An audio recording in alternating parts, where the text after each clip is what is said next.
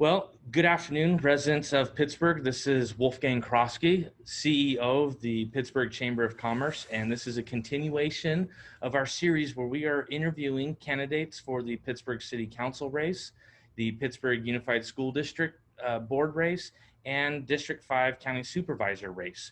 Again, you can go to www.pittsburgh.vote, and there you can view not only today's interview, but recordings of all the interviews from the candidates that we have interviewed in those races. You can also see the ability to register for our candidates forum that we have coming up at the end of this month. We have a separate forum for the city council race, the school board race, and the county supervisor race. You then have the ability to fill out a form and submit questions to any one of those three races. You can submit as many questions as you want, and you can submit questions to as many races as you want.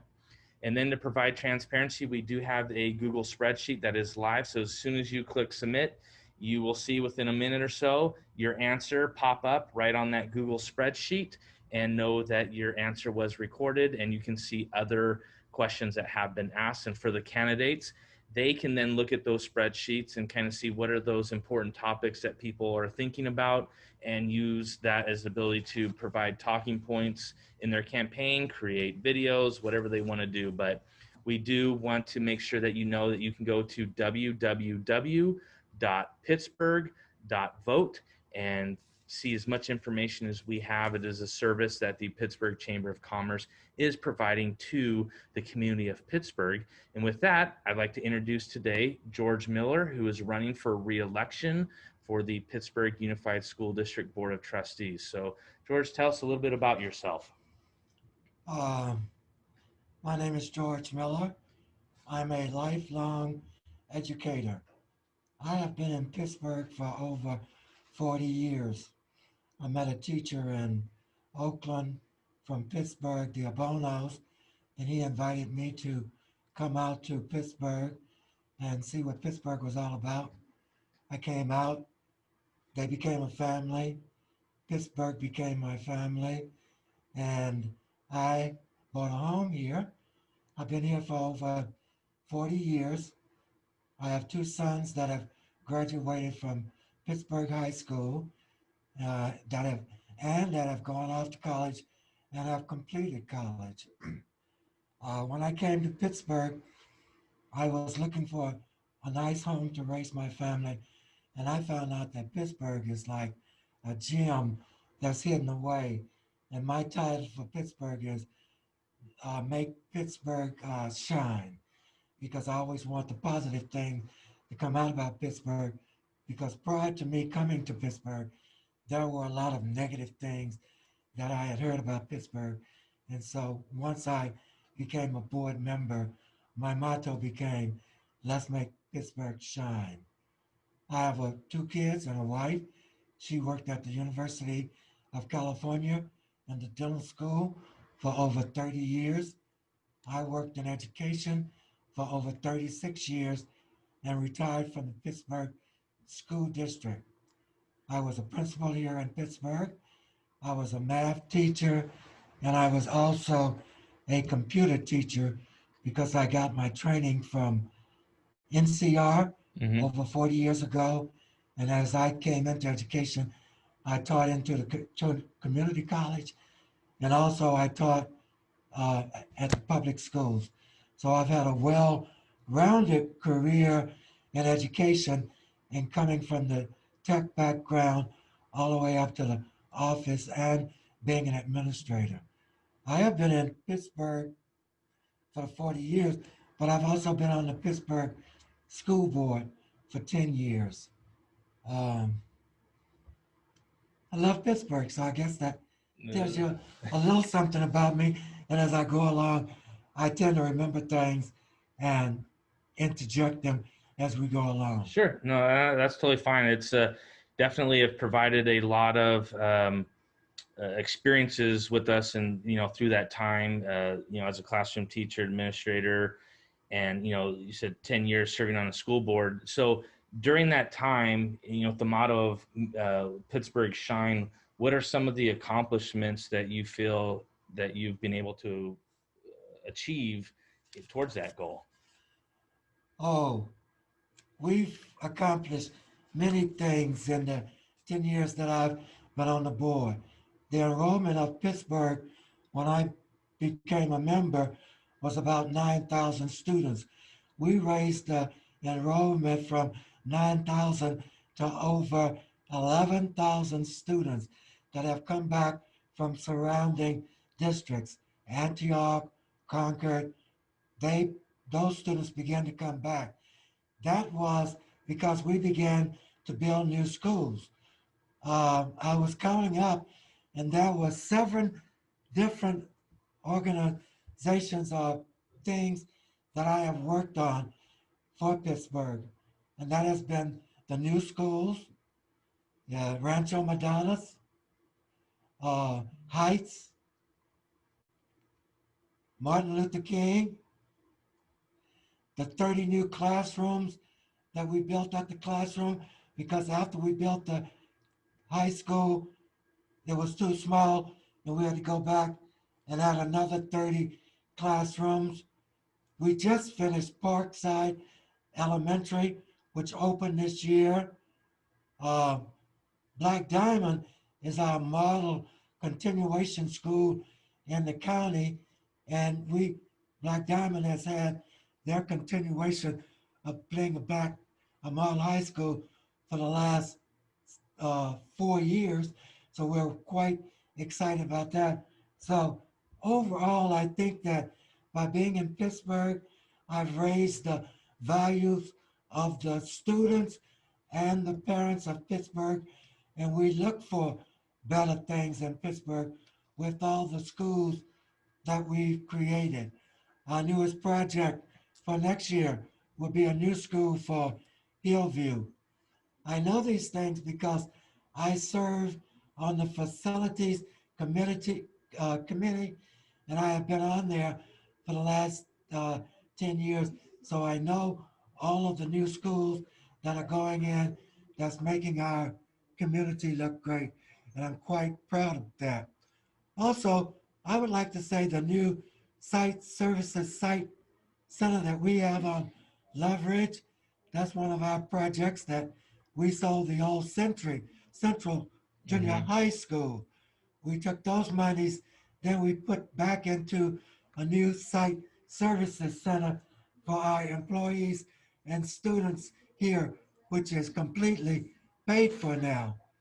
Most of our projects are bond driven by the citizens of Pittsburgh. And as you know, you serve on the bond Yes. committee Yep. and to watch over those funds. And we're quite grateful for you for being at that point to look out for the community's funds Mm-hmm. that we spend.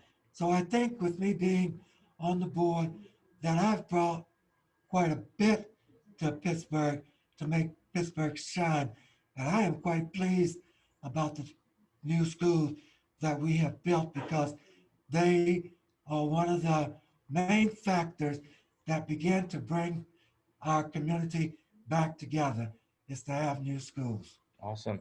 Now, have myself personally, and I know for those that are watching every video, like Wolf, you always say that, I run for office. I have kids, a career. All these things take a lot of time. They take a lot of energy. It's not easy being a candidate. So why go through it? Why are you running for reelection again? I said earlier, I'm a lifelong educator. I got my kids in education. Mm-hmm. They're teaching in Houston. I see that the kids in Pittsburgh, when I came on board, we were not even going out of Pittsburgh for field trips. And now we have our field trips to the city and to museums. To be a lifelong educator, I must always be teaching education to the community. I love Pittsburgh. I love the community. I love the schools that have been developed. To be a school board member takes commitment and dedication because you have to know the community, you have to know education, and you want the best for your community. So it entails of us going to a lot of conferences, looking at our solar system for all of our schools. We have solar. We've brought our bills down over $1 million a year just by installing solar in all of our schools. So I feel by having the knowledge and working with uh, the community, we're doing great things here in Pittsburgh. And it's not just an easy job to say, I ran for Pittsburgh and I won. There's a lot. There's parents that's calling you. There's the community that's concerned. That's the students that you are concerned about to make sure that they have a fair education. There's our sports teams, sports, and Pittsburgh is built around sports. I know that. My son went through sports. So I know the diversity of the community, but it's not an easy job just to sit and say, I want to become a school board member and to come back year after year for the 4 year commitment. I think I have a commitment that I want to see after doing Heights, uh, uh, MLK, Black Diamond, um, some of the other projects. My last project is I want to see the new Hillview built. And because I serve on the facilities committee, I have a say so. Hmm. And we have teachers that's looking at how they want Hillview to be built. So that's why I want to come back. Okay, I think that's a great reason. I went to Hillview, so it's knowing that that will be the next school to be built is very exciting. Now, how as the on the school board, there's lots of different areas that a school board could focus on. Everything's a priority, but there's only so much to do. The business community quite often sometimes I think is left out of the discussion. So how can the business community work with the schools, and in your opinion, because the chamber, we're a business organization, priority is to help businesses be successful. How do you see school board and business community working together? Wolfgang, I'm glad you asked that question because on the school board now, we're working with the autonomous car Okay. that's coming to Pittsburgh. We are going to build the autonomous car in Pittsburgh at Pittsburgh High School. We're going to train our students how to build an autonomous car. My vision of that car is to work with the businesses of community in the community and using those cars as maybe being delivery for food that they want because as you know an autonomous car drives itself. It Mm-hmm. has no driver. So they are going to train our students to use these autonomous cars here in Pittsburgh. It's going to be a training ground here in Pittsburgh. We want our students to learn. We want the community to get involved and to see how they can use this autonomous car. It could be maybe transportation from Bart Station down to maybe our seafood festival, or it could be to a business, or it could be through the community, or it could be to picking up people and taking them around. So I think it's going to be very exciting with the autonomous car. But there are awesome opportunities that's coming to Pittsburgh as far as the Boyd Station and how it's going to affect our schools and affect our students in commuting. So I think you asked a very uh, basic question, but how do our schools work with the district and to get more businesses started, to get more of our students Right. started? And we are looking, but I like the concept that the Chamber of Commerce, they work with the high school, they have interview sessions, interviewing our high school students with the job opportunities and opportunities for them being out there and what would they like to look for, or such as yourself, what business would they like to own? How do they get that information Mm-hmm. in terms to owning a business in Pittsburgh because I think Pittsburgh is dynamic at this point. Yeah, absolutely. It's and we'll talk about that as far as like what are the strengths of Pittsburgh, but all the different races that we've interviewed, that seems to be a common pattern. The diversity is our strength. The dynamics are our strength. So glad that you brought that up. So you have 10 years of experience already on the school board, and you've been part of these projects. After the selection, there'll be potentially well, there will be definitely for sure one new person on the board. But how do you see yourself providing leadership, or how do you see the board working together? How do you bring unity to the board to accomplish some of these goals that you have? That's a good question also because the board has to be committed and they have to work together. And each board member is going to have his own individual ideas. But first, when we bring a new member onto the board, we have them to train for the board. So there's a number of classes that they must take to be certified by CSBA, Mm-hmm. California School Board Association. Once they complete those classes and they're certified by CSBA, then they are able to hold the office of president. So that means all of our members that are serving on our board, they have been certified. This is something that Pittsburgh wants to do. We want to make sure that our board members know what they're talking about, know when to speak, know when not to speak, and let the superintendent speak when it's time for her to speak. So I understand that there are different board members coming on, but there's a lot. It took me my first year almost almost takes a year of listening. Then you begin to implement because you know what you want to do. You have 4 years to carry out your dream Mm-hmm. on the school board and to work toward that. But we want our school board members to be very educated for the school board and for the community because we want our community to be able to come in and talk to our school board. It took us a long time to get parent liaisons out there, and I felt that that was needed because our parents were not coming to tell us what they wanted. They were sitting back.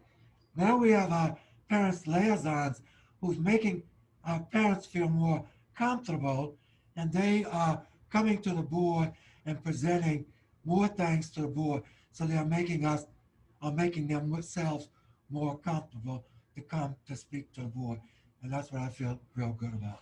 Now, those because I've received emails and communications from the parent liaisons, and seen that's um, potentially is obviously it's to help increase communication with the parents, but it seems right now in the time of COVID that the level of frustration, not only with parents, but classroom teachers, site administrators, everybody is frustrated with the situations that we're in, and the verdict is still out in regards to is distance learning working, etc. What do you say first to those parents who are frustrated right now? Have patience. This is the first time I've ever been through a pandemic. Yeah. A pandemic means this is worldwide. So we are learning things about this pandemic that we didn't know before. In March, we just had to shut the schools down. We didn't know how our students were going to learn. After a while, distant learning began to phase in, and we learned about that. There's quite a bit about distant learning that we don't know. There's quite a bit that we do know. But I believe that this is a time with distant learning to learn as much as we can about it and maybe help us in the future in learning. But our parents, we're going to be patient. If you have questions, we want the parents to call each school and we want to have a liaison at each school to answer the questions for the parent for their particular situation. We eventually envision going back to school, but we don't envision a mass opening of school. We envision it a slow comeback of school with the understanding from the parents. What does the parents want? What do the students want? We have to do surveys on our parents and on our students to find out what is it that you're looking for that we can help. There are things that we have not thought of that you can think of. We would appreciate those things to be sent to us by email or Hmm. even to my email. But tell us, maybe there's an oversight, but we want to have better communication so that we can have online learning for our kids. And for those kids that are not getting it, we want to bring them uh, back first so that we can make sure that they have some intervention with a live teacher because we have some kids that can handle the online learning and we have some kids that's having a very difficult time along with teachers. We want to try and get those back to school first when it's safe for our students and teachers and the community. Now, is there, and if you're not able to say that's fine. This is, the concept of those who are needing intervention, and for those listening and may not be familiar with some of these educational jargon words, but intervention is, to intervene to something is not going well for the student, and we need to intervene and to figure out what resources, what tools, what scaffolding, what support does that student need to help them. So when you hear intervention, use it school sites. That's what that term is being done. So basically, it'd be kind of a sorting mechanism that those who are needing this intervention, you're saying, would be brought back to the school sites first to have more of that face-to-face instruction. Yes, especially like with special ed, they have a difficult time Yes. that's online. And we know that we are reaching out, trying to find other avenues. We're looking at other districts. What are you doing for your special ed students? Because that is a big problem. So those students need to be back in the front of a teacher as soon as possible. And we're waiting word from the county. We're taking directions from the county how to do this soft opening of schools because we don't want everybody running back to schools at the same time. And we have to adjust that. We have to look at interventions for that and find other things out. There are things in the community that they can suggest to us that we don't know about. Please feel free because at this point, we want to please the community, but we want our students to learn Hmm. and we want to get our students back in school, as many of them as possible, as quickly as possible.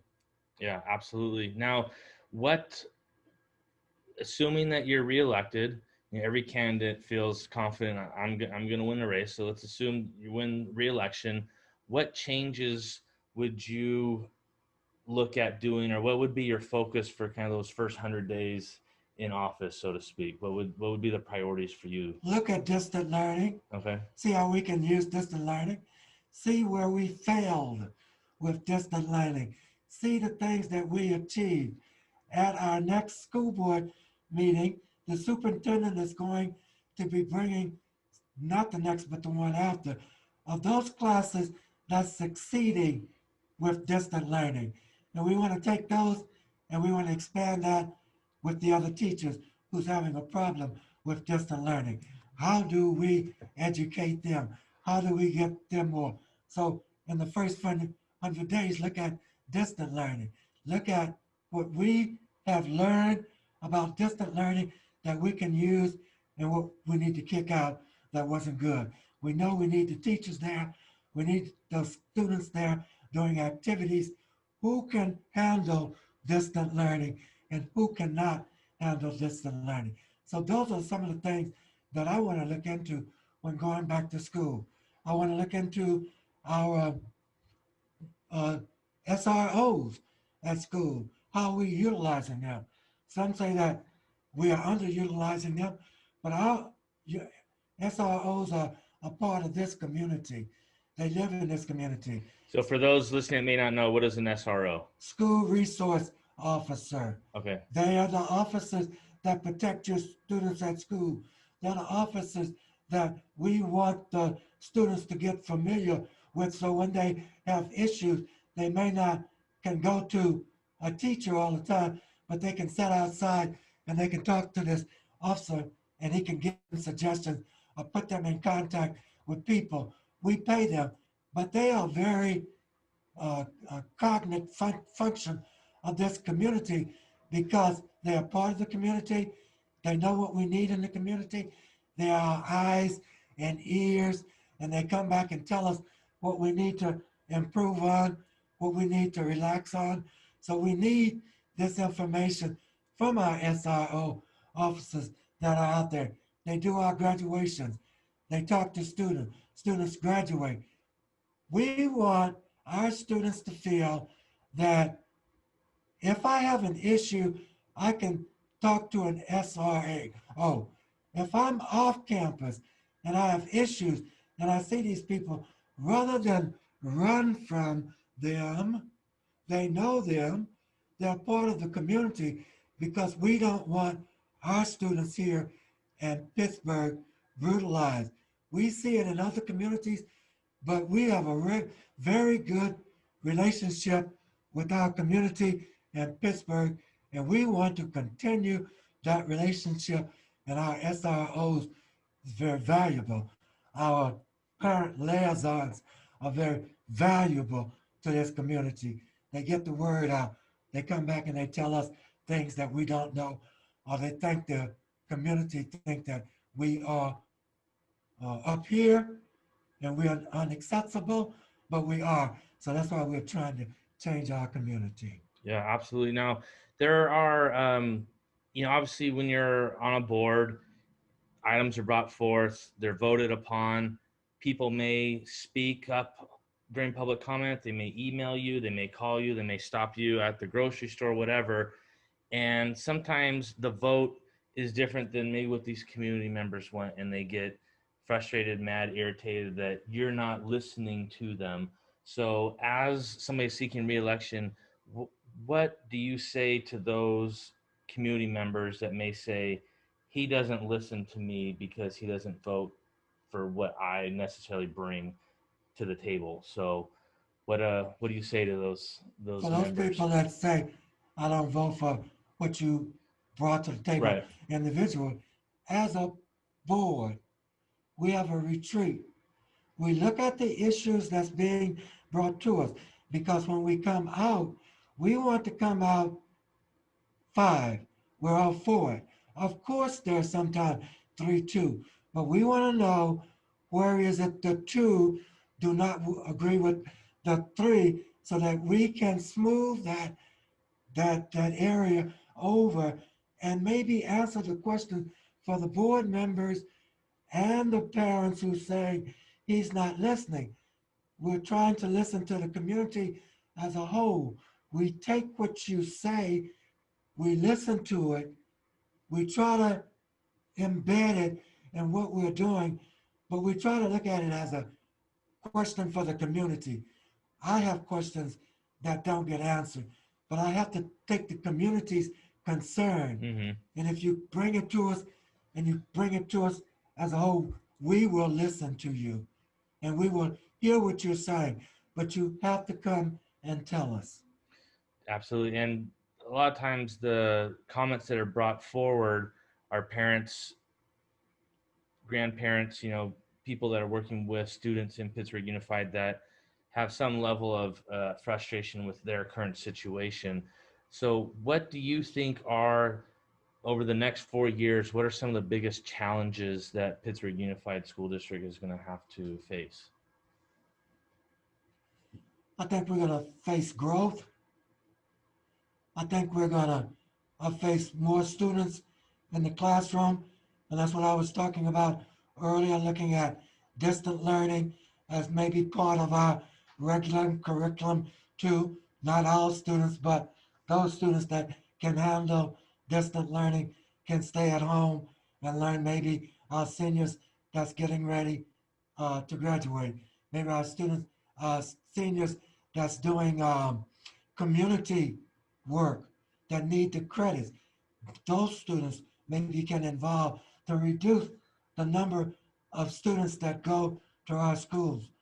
As I was saying earlier, our numbers went from 9,000 to 11,000 students in Pittsburgh. So we really have an overflow of students now that we have to manage. So I believe in managing the schools that we have here, listening to our communities, and working with the growth of community because the growth is changing really fast, and we need to understand how the business community can help our students in this community grow.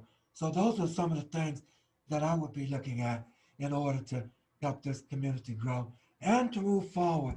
To say that uh, Pittsburgh, as I look at Pittsburgh, we've moved in 10 years, we've moved three folds. We've got five new schools in 10 years that we didn't have. Before I came on, our schools was 70 years old. Parents were taking their kids out of our schools and putting them into neighboring districts. We've solved that problem. We're bringing them back. And so as we hear from our community, and there are groups that are formed, then we listen. We listen to the record that's the loudest, the person that's making the most noise, and how can we incorporate this into our curriculum because what they're saying has value and meaning. How do we handle it? Mm-hmm. Well, that's good to hear. So I think to kind of summarize that, the challenge of growth and how do we handle it, and seeing that although yes, we agree that distance learning is not perfect yet, it can become a tool to help us with that challenge. Correct. Yeah. Correct. Because we've seen so many things with distant learning. We've seen Zoom. We've seen where we haven't had to show up for meetings and things. But not all of our students can handle distant learning yet. And we're going to, or I'm going to ask for a task force to look at what was good for distant learning Mm-hmm. and what was bad about distant learning. Because at some point, we're going to start to bring our students back. Yeah, absolutely. Well, I want to thank you for your time today. It's always nice hearing from all the candidates. Again, as this video concludes, it will be broadcast onto our website, www.pittsburgh.vote. There's a lot of resources there for residents to view. You can view this interview, view past interviews of other candidates. You can sign up to attend our candidates forum, which will be broadcast online, and much more. So we encourage everybody to go to www.pittsburgh.vote. There's no .org or .com or anything like that. It's just .vote, and you can view all these videos they're at your disposal for you to view at your convenience. So with that, Mr. Miller, I'd like to turn time back over to you to kind of give your why the residents of Pittsburgh should vote for you, and give that sales pitch. First of all, I want to tell the audience that my website is millerfortrustee.com. Okay. millerfortrustee.com. If you send me questions, I will answer those questions for you. I'll make sure that they're answered. Why should you re-elect me as a school board member? I have experience and I am dedicated to the job. With over 10 years, it takes dedication. It takes learning about the job. I want to do and see Pittsburgh continue to grow, and I want the citizens of Pittsburgh to believe in me, and all of us make Pittsburgh shine. Because as a community, I see this Pittsburgh changing rapidly. I see Bart is here. I see we have walking trails. I've, we are walking for our students to schools. So our schools are developed so that your child is in walking distance of his or her school. So I want to see all of those things. I've seen the Site Services Center produced. I've seen all of the five or six new schools here in Pittsburgh that I'm on the facilities committee and we're working with. We're working with the new tennis courts at the high school. So all of those things is brought through the facilities committee. I've been on the facilities committee for over 10 years, and I want to continue the growth. I believe I'm the man for the job. I think I can continue to do the best work for Pittsburgh that's being knowledge. I don't have to spend the time on our budget and play catch up on what we're doing because we are going to have to make cuts. I know where those things are need to be made. I'm not a new board member. I want to continue my work with Pittsburgh. I want to continue to do the well school things that we brought for our community. So I would ask the citizens of Pittsburgh, please vote for George Miller as school board trustee. Well, thank you. Thank you for all those that have watched this video. And again, you can go to pittsburgh.vote to learn more and to see more of those videos. Everybody have a great day.